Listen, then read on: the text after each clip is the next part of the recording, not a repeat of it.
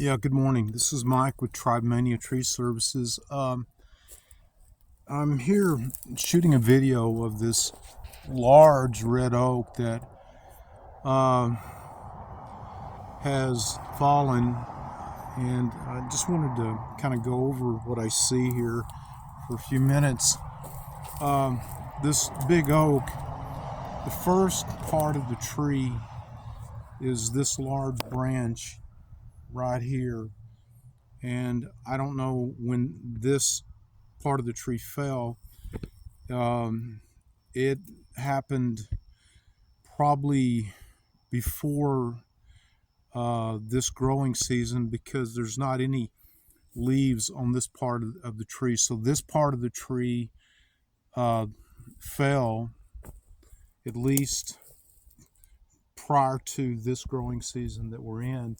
But then this part, the bigger part of the tree that has fallen, this part of the tree has fallen during this growth cycle that we're in because it has leaves on it. And so the tree was standing upright at some point, and this whole thing has fallen over. It's a huge, very, very large red oak. And the bottom line is that our trees in this ecosystem right now are primarily suffering from dehydration. And there's a whole list of stressors that are in that mix, that are in our ecosystem that contribute to that. But the bottom line, when we get down to the bottom line is that the trees are not getting enough intake and uptake of moisture. This tree just literally, has declined and dehydrated to the point where this whole tree has fallen over.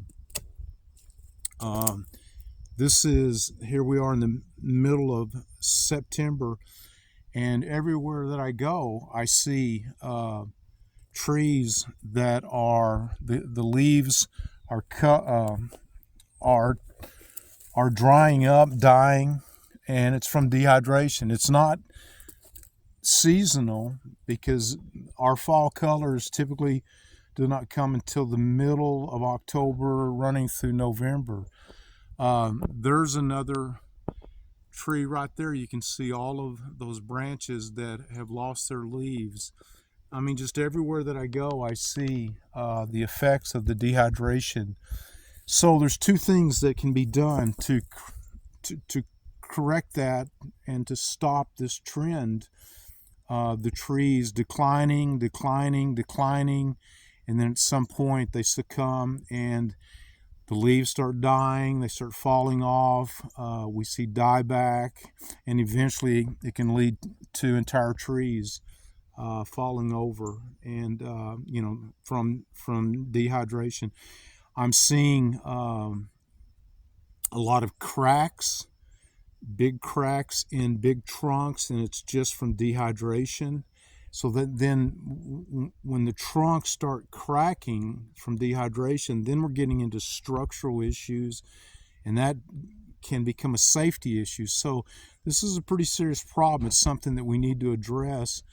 The two things that can correct this is we do a shape and balance, and that's exactly what it is. We shape the canopies to create balance. In the process of doing that, we're eliminating unwanted leaf population, which is typically underbelly leaf population and dominant spots on the tree. We eliminate that.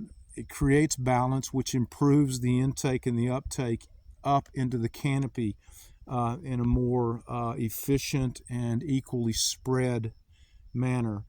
The underbelly growth, if you have too much underbelly growth, then what happens is the underbelly growth is going to take the first dibs of the water that is being taken into the root system because it's closer to the root system. And then what happens is that up higher in the canopy, that's where the demand upon the root system for water and nutrients, at some point it cannot supply the demand, and so it's the top part of the canopy that will suffer the most. That's why most of the breaks from the storm damage were up higher, because that's the most dehydrated part of the tree.